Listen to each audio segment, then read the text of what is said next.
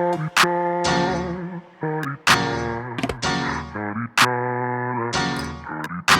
out the way. Who got a watch? Who got the time? I'm raising the clock. Even in my feelings, grind don't stop. Got big dreams, want big rocks. I got plans, you got talk. Heard it's real cheap, but it's really gon' cost.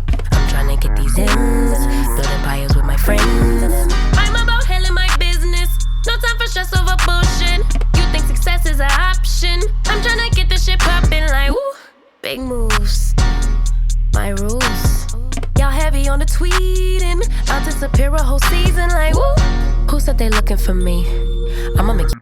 Good morning, DMarie TV family. Everything I say is alleged, it's in my opinion, and it's for entertainment purposes only. So let's talk a little bit about what is the Adult Survivors Act, how it came about.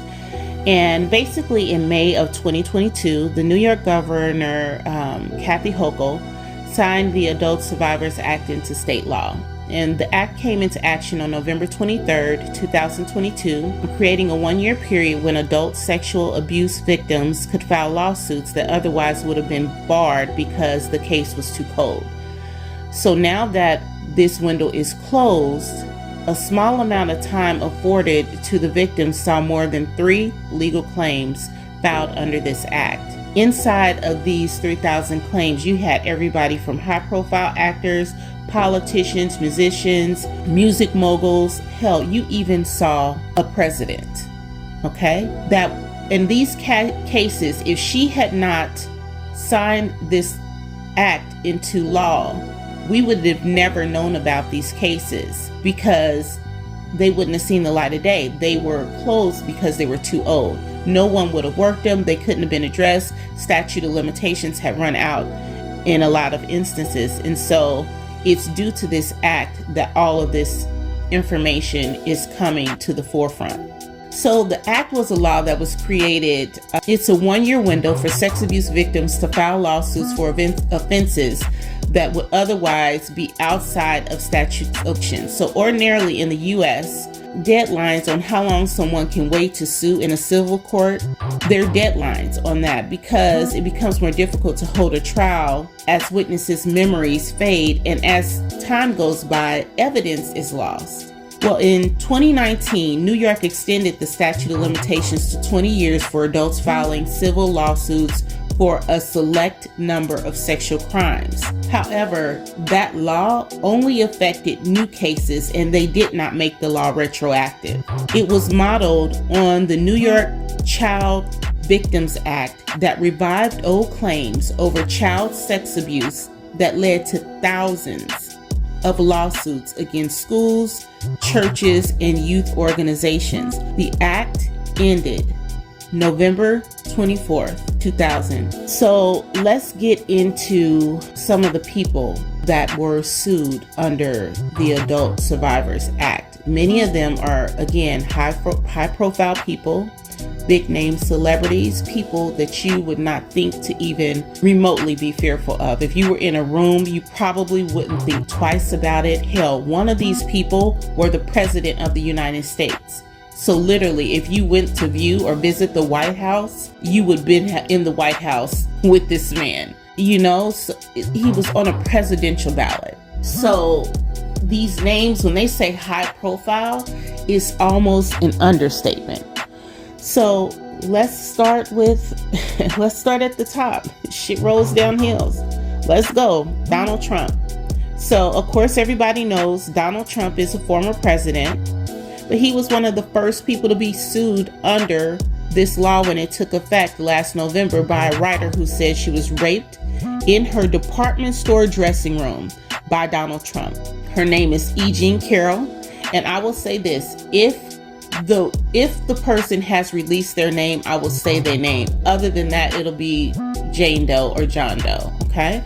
So E. Jean Carroll, she's a columnist. She had written of this alleged sexual assault in a 2019 book. Of course, Donald Trump denied that accusation, saying it never happened. She sued Trump for defamation because the allegations dated way back to the mid-90s and the deadline for filing a legal claim had long passed.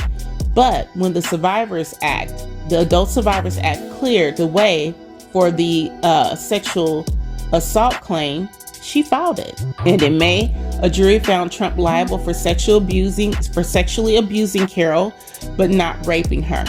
She was awarded a $5 million settlement, including damages for defamation. And at this point, Donald Trump, he is appealing this decision. Okay. The next one that we'll address is someone that we're all familiar with. It is Bill Cosby. Now, Bill Cosby has spent 3 years in prison already because he was found guilty of drugging and molesting a Temple University employee, and he had his conviction overturned in 2021, and he was released. Under the Adult Survivors Act, Bill Cosby was sued in November by Joan Tarshis, who said she was a young comedian writer when Cosby drugged and assaulted her on 2 different occasions in the years around 1970. She had first made this accusation in 2014, but her ability to sue him was previously limited to a statute of limitation, and a representative for Cosby didn't respond to any questions about the claim. Instead, cited the number of well-known figures named in the lawsuit under the act, asking, when is it going to stop? So his position is this is an attack on men of power, men who have money, and he's claiming I believe it's over 50 women who have accused Bill Cosby of some type of sexual assault, drugging, molesting, groping, rape. So, I mean, this man is claiming all of these women are lying. His cases extend well over 10, 15 years. Okay, so these are people who don't even know each other, who've never known each other. They did not swap stories, but he's saying every one of these people are lying. So again, Bill Cosby has another case that he is going to have to face civilly underneath this law. And Bill Cosby is a very tragic story to a lot of Black people, because I literally went to college because I watched The Cosby Show and A Different World. Those shows really shaped how I felt about family and what I wanted my family to look like. So for this to be happening with Bill Cosby, it's traumatizing to a lot of people, because you almost have to separate the man from the art, and from the show, and that's very hard to do. It's very hard to do, and it's very scary to think that somebody that so many of us idolized and thought was just, Jello pudding pop, like we thought he was an amazing man, to have all this come out later, it blows your mind. Here's another that we have heard about for a very long time, because his evil deeds go back a long ways. This is Harvey Weinstein. Harvey Weinstein was one of the most well-known film producers in the U.S. and he was convicted in December of raping and sexually assaulting an Italian model and actor during the 20 Film Festival. He's already serving multiple prison sentences after being convicted of rape and other assaults in 2020 and 2023. However, under the Adult Survivors Act, Weinstein was sued again in October of 2023 by Julia Ormond, who accused the movie producer of bringing down her movie career after a sexual assault in 1995. Weinstein, he's currently in prison in New York, says he categorically denies the accusations through his attorney. And this is another thing. What we are starting to see a pattern of is not only do these men sexually assault these women, they then make it a point to destroy their careers. They destroy their careers, they fire them, they blacklist them. They make it so not only am I sexually assaulting you, I'm then going to fire you, so you don't have insurance. You have no money to pay for counseling. You can't go get a job. They ruin their names. They make it so that no one else will want to work with them. They destroy their reputations. It's awful.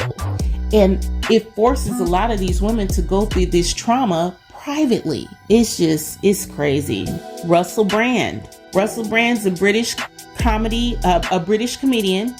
and an actor sued under the law by a woman who said she was an extra on the set of the movie Arthur in 2010, and Brand was starring in that movie. She said Brand exposed himself and sexually assaulted her in a bathroom. Of course, he, does not have a comment on the lawsuit. But in connection to the claims in British media outlets in September, 4 other women said he assaulted them as well. Brand says all of those claims are false because they were always consensual sexual relationships. Yeah, I'm gonna just let that one sink in. It's amazing. Axl Rose, Guns N' Roses. Everybody knows who Axl Rose is from Guns N' Roses. Axl Rose was accused by a former model of raping her in 1989 in a New York City hotel room. Sheila Kennedy said she was diagnosed with anxiety and depression because of the attack, and she has referenced this before. So hopefully, if she's been diagnosed with anxiety and depression, she told therapists years ago what happened to her, and hopefully there are records of that. Hopefully there are. Of course, Axl Rose says, simply put, it just never happened. And they point to the fact that she filed the claim the day before the New York State filing deadline expired. So essentially they're trying to say it's just a money grab because she waited so long to file the claim. And I think the funny thing is a lot of these people waited towards the end because who wants to come out with this private information about themselves? It is embarrassing, it's degrading, it is traumatizing. I can't imagine that this is something anybody wants to do. So, yeah, a lot of people waited to the last minute, and a lot of people waited to the last minute and said, no, I'm not going to do it, never mind. So just imagine what we see right now is probably just the tip of the iceberg. It's probably so many more women out there who just did not have the courage to follow through with it. Steven Tyler. Steven Tyler of Aerosmith. So the accuser in his case says that dating back to the 70s, he forcibly kissed and groped her. She said she was 17 when she met Tyler in Manhattan in the summer of 1975, and he assaulted her twice during that day. Tyler made no public comment on the accusation. Tyler was sued for sexual assault and battery in 2022 under a 2019 California law that gave adult victims of childhood sexual assault a 3-year window to file lawsuits for decades-old instances of sexual assault. Julia Misley said Tyler had an illicit sexual relationship with her when she was a teenager. So, like I said, there's layers to this. There's some cases that are a lot more horrific than others. I'm not saying the forcible kiss and groping her when she was 17 is not something she feels she was wronged by, but I do think this is different than some of the more severe cases that we see. What I do also want to point out, though, is that the pattern, you'll start to see certain patterns with people. And the pattern we see here is the women being teenagers, So you have to kind of sort through everything. I'm going to give every accuser the benefit of the doubt, but some of them I don't feel that a groping and kissing is the same as a forcible sexual assault. They're not the same. It's not, I don't feel it. It's just not the same. So there are layers to this, and keep this in mind when we're discussing some of the charges that have been alleged against the accused. Rudy Giuliani. Of course, everybody knows he's the former mayor of New York and eventually was the attorney for Donald Trump. And I think that was one of the biggest mistakes he's ever made. But he's being sued by a woman who says he coerced her into a sexual activity while she did work off the books for him. The woman is Noelle Dunphy, and she said Giuliani made suggestive comments and demanded sex while she worked for him as a business development director and public relations consultant in 2019 and 2021. Of course, Giuliani's spokesperson strongly denies the allegations. And then we have Mike Tyson. So Mike Tyson, of course, is a famous boxer, and he was sued by a woman who said he raped her in Albany, New York in the early 1990s after she met him at a nightclub. And this rape supposedly happened in his limousine. Mike Tyson spent 3 years in prison after being convicted of rape in 1992. There was no comment from Mike Tyson or his representatives regarding the new charge, the new civil case filed against him. So Cuba Gooding Jr., of course, Cuba Gooding Jr. is a well-known actor. One of his famous movies and lines is "Show me the money." Everybody kind of knows Cuba Gooding Jr. from his movie roles. He's facing 2 new lawsuits from women who claim that he groped them in separate incidents at a New York restaurant in 2018 and 2019. The lawsuits were filed on Wednesday in New York Supreme Court under the State's Adult Survivors Act, a week before it was set to expire. The litigation is the latest against Gooding, who settled a lawsuit back in June with the woman who accused him of rape in the 2018 claim. A cocktail waitress working at Lava Restaurant and Nightclub in New York accused Gooding of forcing his tongue in her mouth without her consent. Gooding pled guilty to the charge related to the incident last year. The lawsuit includes a portion of a transcript from a April 2022 hearing where Gooding admitted to the incident. The plaintiff requested that her name not be used. In 2019, Kelsey Harbert alleged that Gooding groped her breast after she sat down next to he and his girlfriend at Magic Hour Rooftop Bar and Lounge. In response, plaintiff grabbed defendant's hand in order to remove it from her breast, to which the defendant then took her hand, put it up to his mouth, and tried to kiss it. She filed a police report after the incident, and Gooding pled guilty to that as well. And the lawsuit included a comment from his hearing in which he said it was non-consensual physical contact. So the 2 new plaintiffs are represented by Gloria Allred, and she made a statement that her clients were deprived of the justice they sought in criminal cases.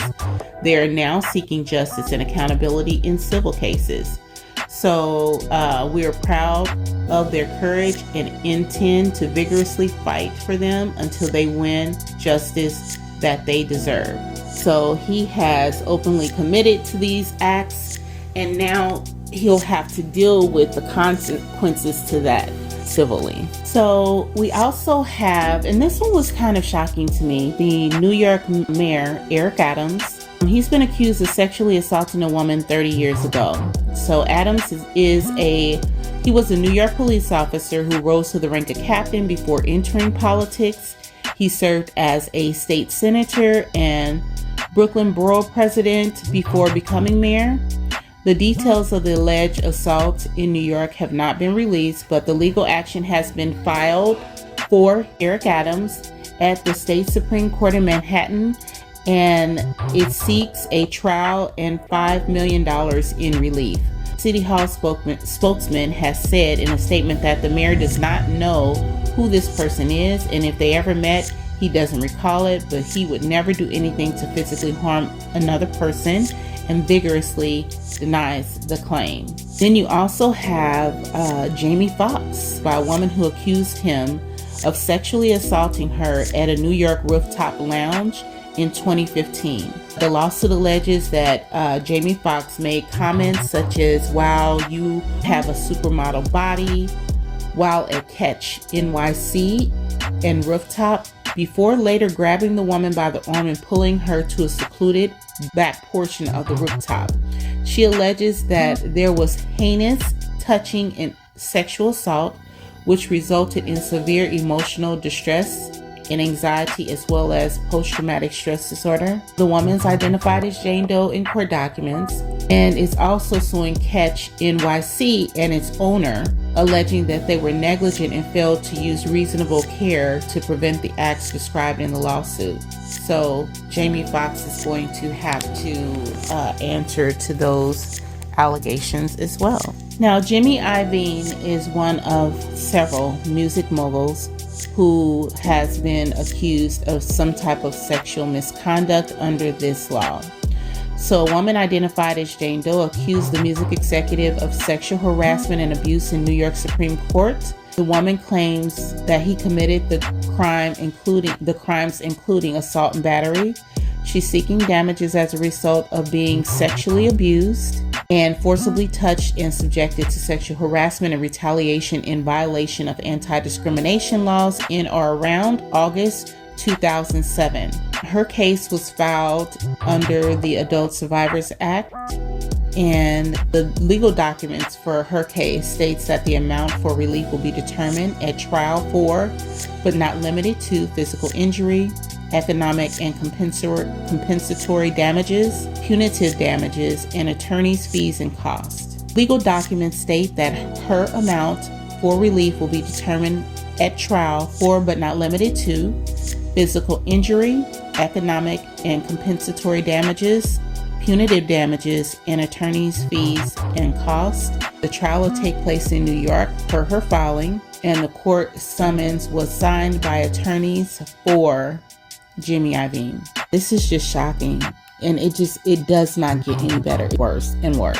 Now, this next one is also with a music executive, and it's very shocking. This is very shocking to me. I grew up listening to music from LA and Babyface. You could not have ever convinced me that this man was at all what he is being described to be in this complaint that's been filed. But listen, I know better now. I know not to ever judge a book by its cover in either direction. So this is what the lawsuit filed by Drew Dixon in federal court in Manhattan under the Adult Survivors Act says. This one is another one where it was just like punitive. You know, not only was it a sexual assault, but he went above and beyond out of his way to destroy her. So let's talk about this one. Drew Dixon claims that the Grammy-winning music executive Antonio Reid, better known as L.A. Reid, sexually assaulted her and harassed her.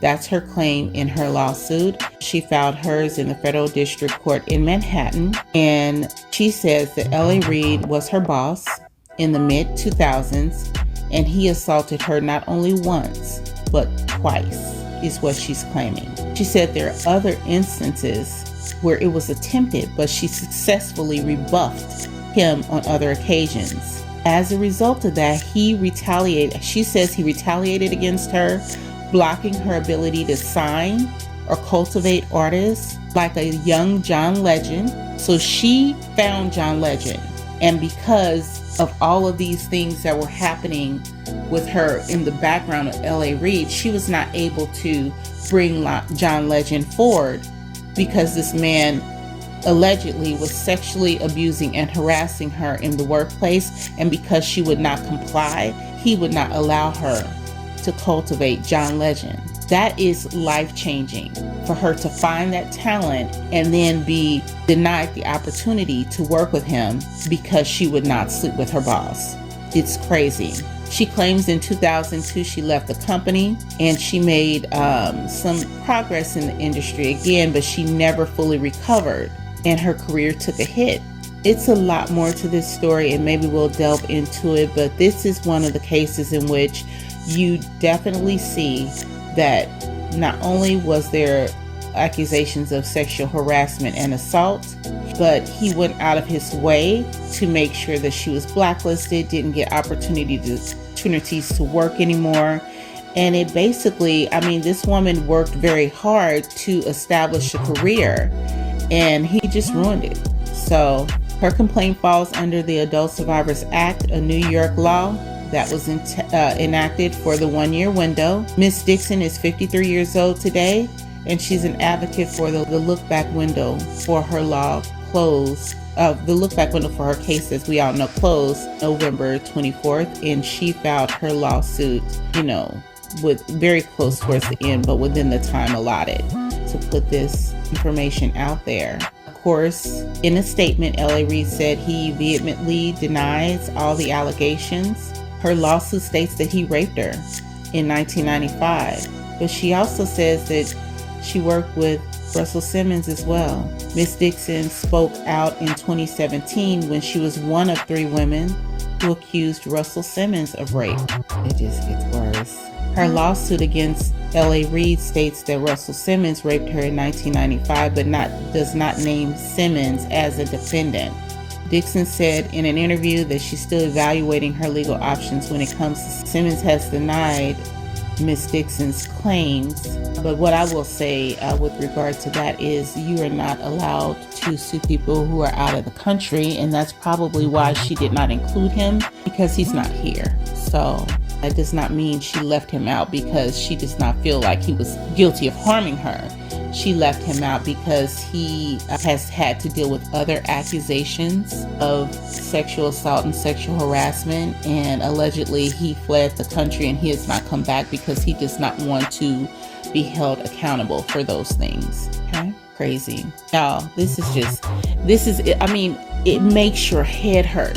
As a woman, you are thinking, goodness, like, what in the world is happening in our entertainment industries and in our politics? I cannot. I am so disturbed by this. And is it just me? Listen, I have never, thank God, ever been sexually assaulted, and I am so grateful for that. But if I'm this triggered, I can't imagine what women who have gone through this feel like. I can't begin to imagine the trauma and how triggering this has to be. This is astonishing that it gets to happen so frequently and fluidly in our country. And it's almost like once one of them raped her and got word that they spread the word, then another one knew, I smell blood in the water, and he attacked as well. It's like, where is the protection? Where's the protection? And I'm gonna tell you, I almost feel like these civil suits, that's bullshit. They need to fix this law so these people can be criminally charged, and we can have trials where evidence has to be presented. I just feel like it has to be, I don't feel comfortable knowing that all of these people have paid some money, but they're still out there. Because these behaviors, I don't care what you say, they don't change. These people are not going to change. And in most instances, when you see one, it's other victims behind there, and we just don't know about them. We're not safer as a public just because their names were put out and they had to pay money. They're all still free and walking out and around us and about, except for, I think, Weinstein. They're all out here roaming, out and about, interacting with more women and people every single day. It's frightening. Okay, you guys, we have another New York official, former Governor Andrew Cuomo, whom I just want to say, when Andrew Cuomo was in office, I loved Andrew Cuomo. As a politician, I thought he did a lot of great work for New York, and this was just so disappointing. It really was. But he's being sued by a former aide who says he sexually harassed her while he was still in office. So the former executive's assistant, Brittany Commisso filed the case against the ex-governor in state Supreme Court in Albany. It's a 3-page summons that came just before the expiration of the Adult Survivors Act, and she claims that she is one of at least 11 women who accused Cuomo of sexual misconduct, leading to his abrupt 2021 resignation in a Me Too era scandal that marked a severe fall from grace for the Democrat. So she's saying she's just one of 11 women that accused him of some type of sexual misconduct. And it's crazy. A lot of the women have spoken out. They're state troopers that were supposedly assaulted. It's one woman that says he would say to her, "You were raped and abused and attacked and assaulted and betrayed." This is something that she texted a coworker back in 2022 about a conversation she just had where Cuomo gave feedback about a speech on sexual assault she was given at her alma mater. She had confided in him that she'd been assaulted. She was one of a number of uncomfortable conversations she had with Cuomo when she worked with him as a low-level aide. He asked whether she was monogamous and what she thought of age differences in relationships, said he needed a hug, and told her he was looking for a girlfriend. Anyone over the age of 22, she was 25. In a text exchange at that time, a friend asked her if something happened, and she replied no, but it was like the most explicit it could be. And she was shaken, writing, "I'm so upset and so confused." So she confides in him, and then he makes a play and just inappropriately moves in and touches her in a manner that makes her uncomfortable in the workplace. There's executive assistants, there is state entity employees, Lindsay Dolan, Alyssa McGrath, the woman that goes by Caitlin, another state entity employee. It's all kinds of people that have complaints against this man. And I know that there was a big push for him to stay in his elected role, but it was so many cases that came out that it was impossible for him to do so. Once the floodgates opened, I mean, it just started pouring out. So Andrew Cuomo also has a case filed against him. He's definitely working through some other cases and matters at this same time that results from the previous allegations that he is facing. It's just, yeah, this is a lot. It's a lot. It is a lot. All right, you guys, here's another one. Marilyn Manson. So Marilyn Manson allegedly groomed and sexually assaulted an underage girl multiple times in the 1990s, according to a lawsuit filed. This is the first suit to focus on sex crimes that allegedly took place in the beginning of Manson's career. While those who have previously sued the singer all accused him of sexual misconduct around 2020. So Manson, whose real name is Brian Warner, he's listed as a defendant alongside his former labels Interscope and Nothing Records. The plaintiff, now an adult, has submitted the suit anonymously as Jane Doe, and the filing includes counts of sexual battery, intentional infliction of emotional distress against Warner, and negligence and intentional infliction of emotional distress, among other charges against the label. Jane Doe says she first encountered Warren in 1995 after a Dallas concert when she was age 16. I don't know how this keeps happening, but parents, do not let your underage children interact with music artists and celebrities. That is crazy. R. Kelly, Marilyn Manson, I mean, come on, stop letting your children and have one-on-one time with these artists. They're just people. They're people, and you don't know who they really are. So please stop buying your kids tickets and taking them to concerts and letting artists have their way with them. We've seen this enough for everybody now to know this is not how to move. She claims that after a Dallas concert, when she was 16, she was waiting outside his tour bus with a group of people to meet him, and he allegedly invited her and one of the other younger girls onto the bus, where he asked their age and school grade and took down their home addresses and phone number. On the tour bus, Warren performed various acts of criminal sexual conduct upon the plaintiff, who was a virgin at the time, including but not limited to forced copulation and vaginal penetration. The age of consent in Texas at the time was and still is 17. One of the band members watched Warner sexually assault the plaintiff, was in pain, scared, upset, humiliated, and confused, and after he was done, defendant Warren laughed at her. Defendant Warren demanded plaintiff to get the fuck off the bus and threatened the plaintiff that if she told anyone, he would kill her and her family. Doe alleged that a crew member gave her a 1-800 number for the band and a password so she and Warren could meet again. She began using drugs and alcohol shortly after the alleged sexual assault, the suit says, and she would continue to abuse substance in subsequent years. In the suit, that Warren would call her and chat with her online, asking for explicit photos of her and her friends. Before the year was up, Warren allegedly convinced Doe, who was still 16, to travel to a New Orleans concert where she met with Warner, who the suit says groomed her by complimenting her artwork. Defendant Warner then became more aggressive and again sexually assaulted the plaintiff, including kissing, biting her breast, oral copulation, and penetration. After the second assault, Defendant Warner acted in a kinder manner to the plaintiff and told her he wanted to see her again. Doe continued her contact with Warner and his band. At age 18, she started dating then Nine Inch Nails drummer Chris Vrenna, who allegedly urged her to move to Los Angeles. While there, she attended a Marilyn Manson concert where a band member encouraged her to attend a $19 concert. She also went to the next show in New Orleans where the crew helped her get backstage for an audience with Warner.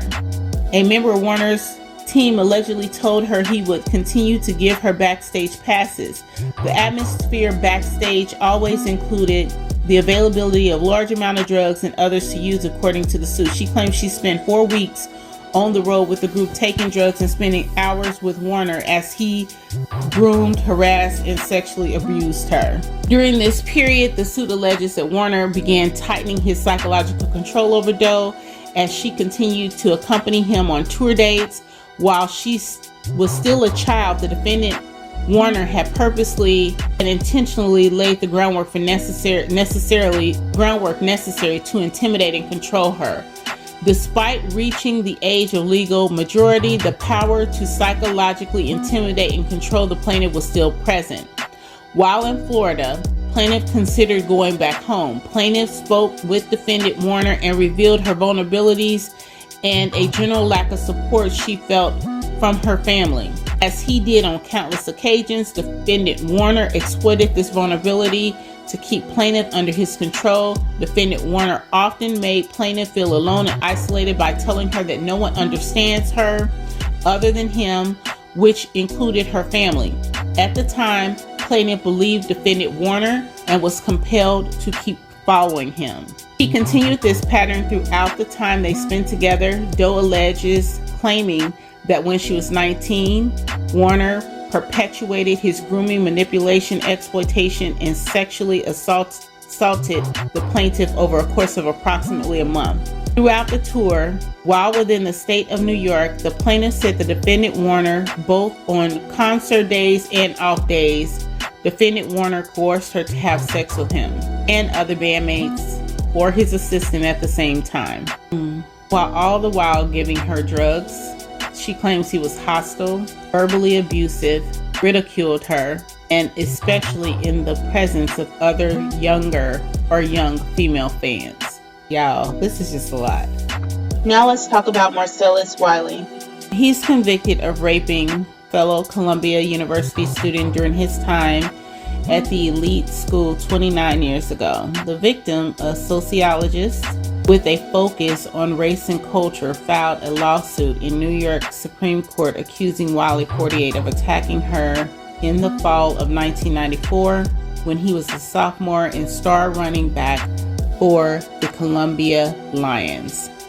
Wiley allegedly forced himself on her in her freshman dorm room, relentlessly ignoring her verbal objections and robbing her of her virginity, an attack that would later drive his victim to attempt suicide. Wiley's actions were intentionally designed to cause the plaintiff severe emotional distress and were taken with reckless disregard of the significant probability of causing the plaintiff severe emotional distress. Now, Ivy League professor claims she and Wiley were friends when he invited himself to her living quarters, telling her he wanted to listen to music and eat dinner together.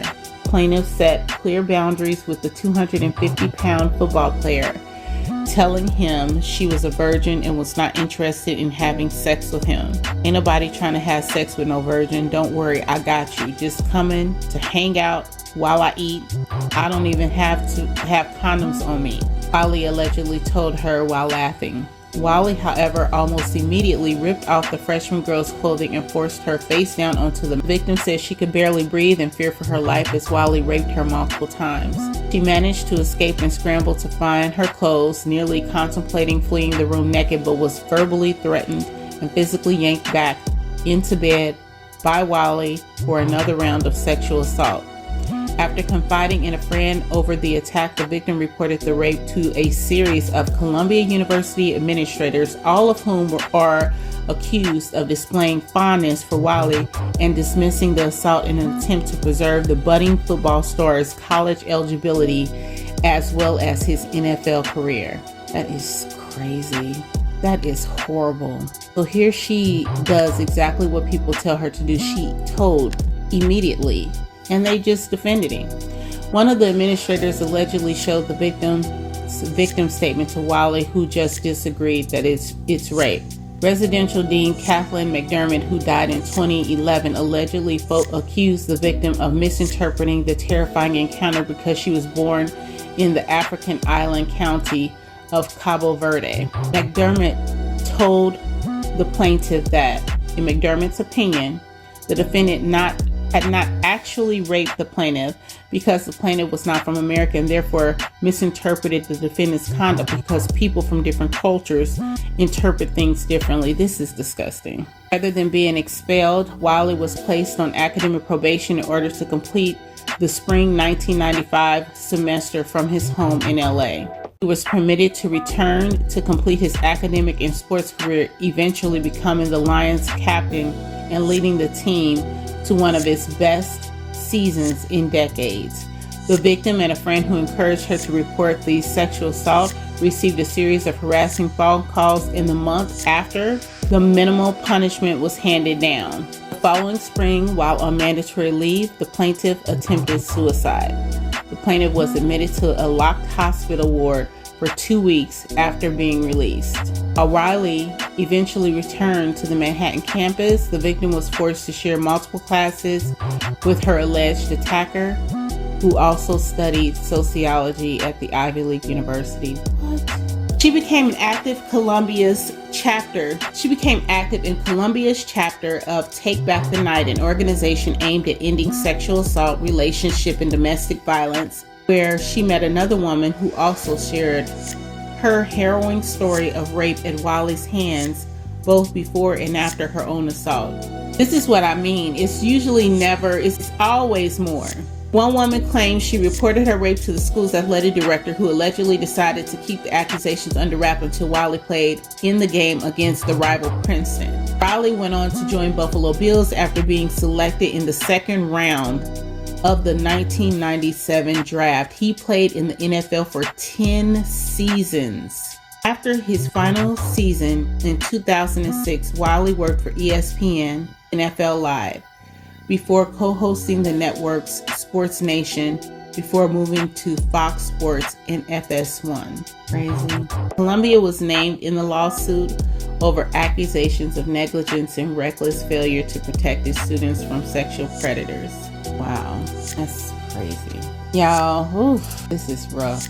I'm gonna get through it because it's important for people to know and to hear. So last but not least, let's do Diddy and his clan. So we're going to cover Sean P. Diddy, Combs, Puff Daddy, Brother Love, whatever you want to call him. We're also going to cover Aaron Hall, who is accused in one of the assaults as well as Diddy. And then we'll cover Harve Pierre, who worked for Bad Boy. So let's get into that.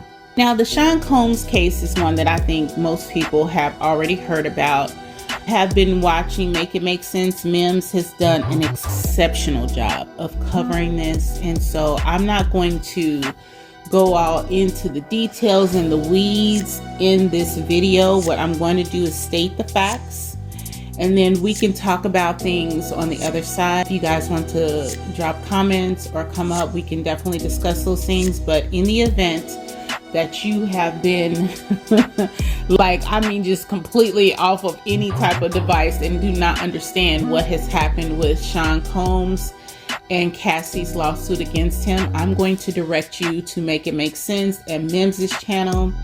Again, the work is exceptional. He does very deep dives into all of this. He actually goes through the case line by line. So head over there and check that out.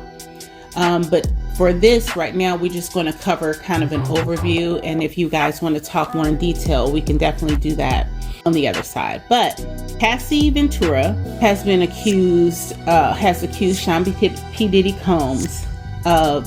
So let me start over. So you know who Sean Combs is. He was accused by Cassie Ventura, who we all know to have been a long-standing partner for him.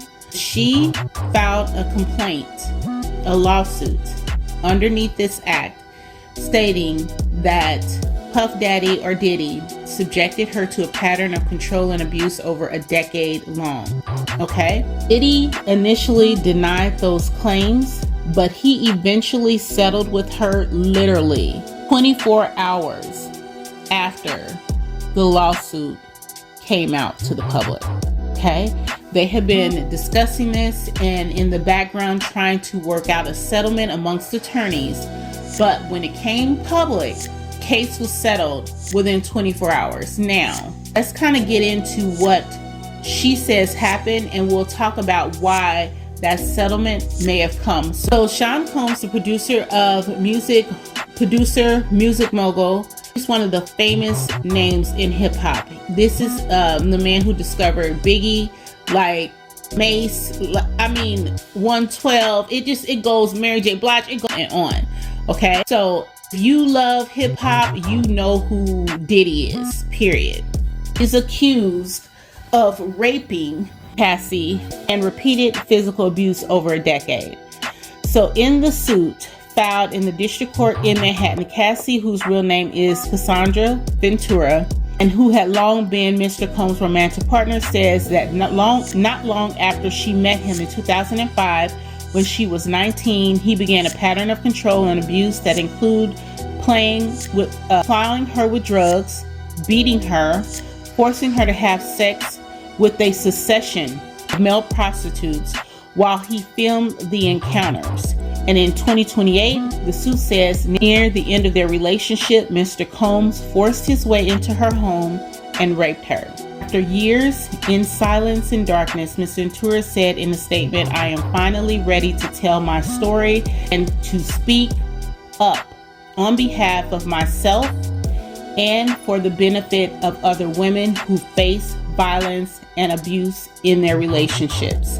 In response, a lawyer for Mr. Combs said that Mr. Combs denies these offenses and outrageous allegations. For the past 6 months, Mr. Combs has been subjected to Ms. Ventura's persistent demand of $30 million under the threat of writing a damaging book about her relationship, which was unequivocally rejected as blatant blackmail. Despite withdrawing her initial threat, Ms. Ventura has now resorted to filing a lawsuit riddled with baseless and outrageous lies, aiming to tarnish Mr. Combs' reputation. But again, Diddy settled this lawsuit, and I believe that he settled because she says that. So Cassie was not only Diddy's girlfriend, she was an R&B singer who was once signed to Diddy's label Bad Boy Records, and she alleges sex trafficking, human trafficking, sexual battery, sexual assault, and gender-motivated violence, among other claims of action. The filing claims his controlling behavior started when she met him in 2005 after she signed a deal with Diddy's recording label the following year. He allegedly exerted complete control over her life, including her apartment, her car, her clothing, and even her medical records to keep her under his thumb. According to the lawsuit, he went so far as to target the rapper Kid Cudi, who briefly dated Cassie in 2011 during a rough patch in Diddy and Cassie's relationship.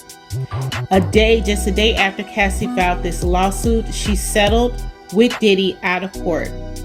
Below, the lawsuit claimed those close to the founder of Bad Boy Records turned a blind eye to the physical abuse. The beatings were witnessed by Mr. Combs' staff and employees, the suit alleges, but no one dared to speak up against the frightening and ferocious boss.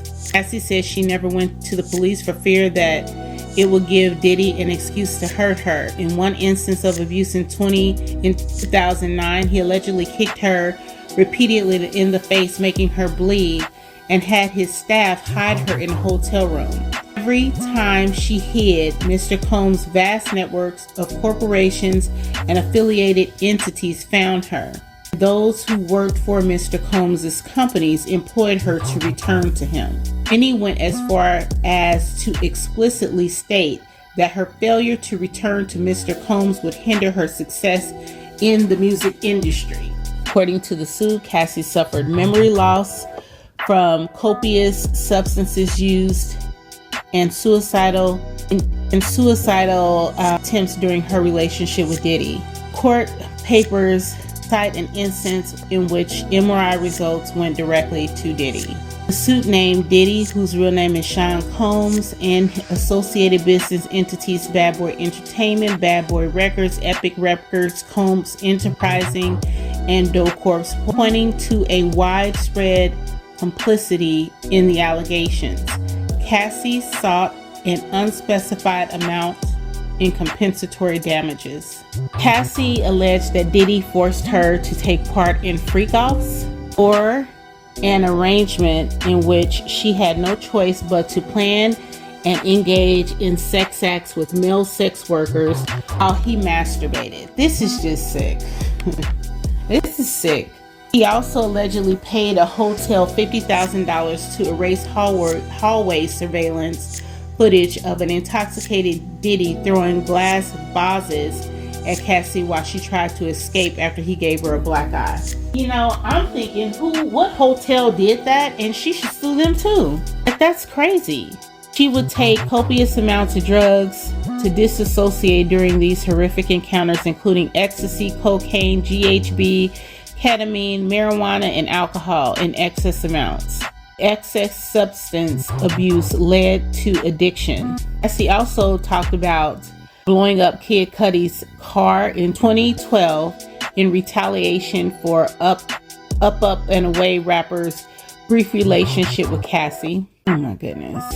In 2018, Cassie says he forced his way into her home, and while she repeatedly said no and tried to push him away, he raped her. So again, because of all the entities named in this lawsuit and the likelihood that they were insured and insurance companies had something to do this settlement, he settled within 24 hours after it came out.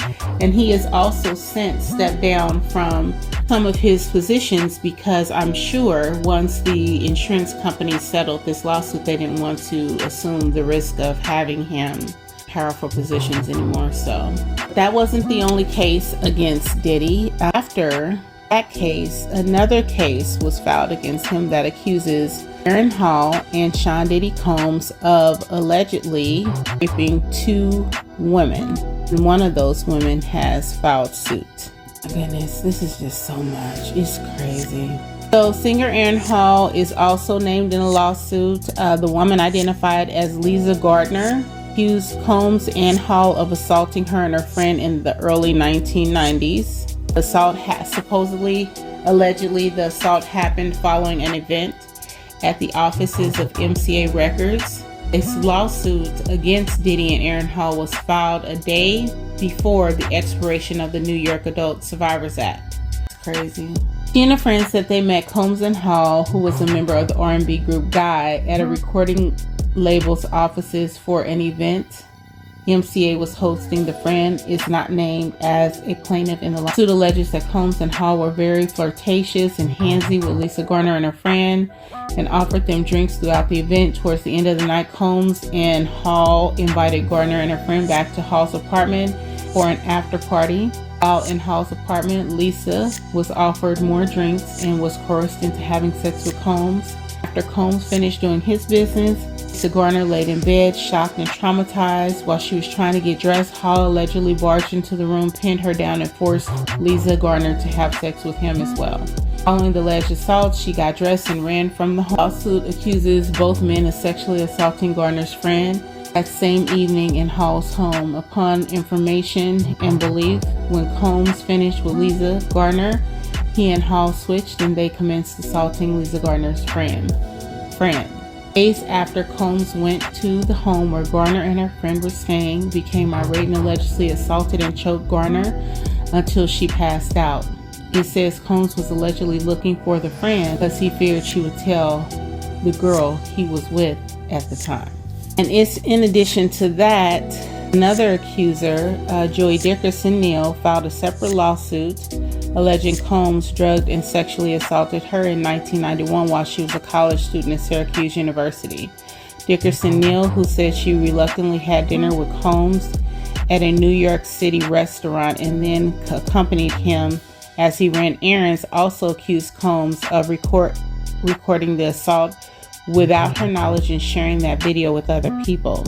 Supposedly, this video was shared with Bonte from Jodeci. So he has one case is settled and two others that are pending. And then another lawsuit was filed against Harve Pierre, the ex-president of Bad Boy Entertainment and Bad Boy Records, of sexually assaulting an unnamed former assistant.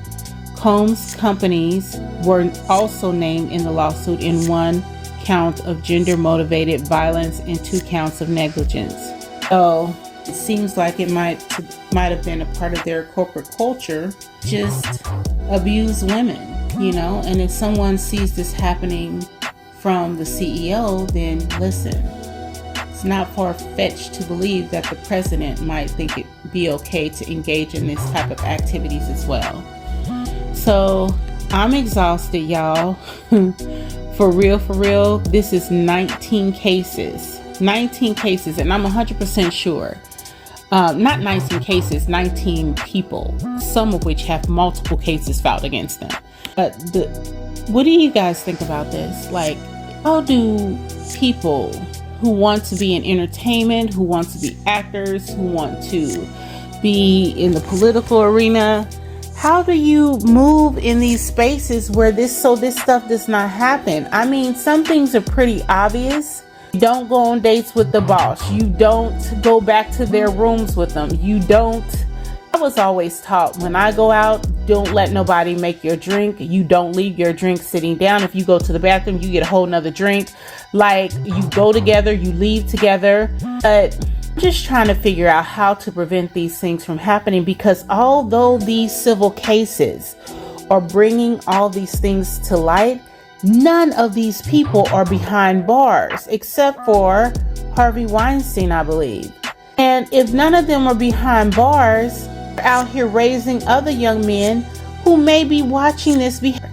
And it's probably a lot more people who never came forward and said anything. So number one, let's talk about how everybody's feeling about this, because I'm telling you, in doing this, I'm drained. I am unnerved, you know, about the society that our young people have to move in, kind of knowing that this is happening so many levels. And it makes me start to rethink how I think about people who are in power positions. It seems to me that the power that a lot of people hold has completely destroyed their brains, moral compass. What do y'all think about it?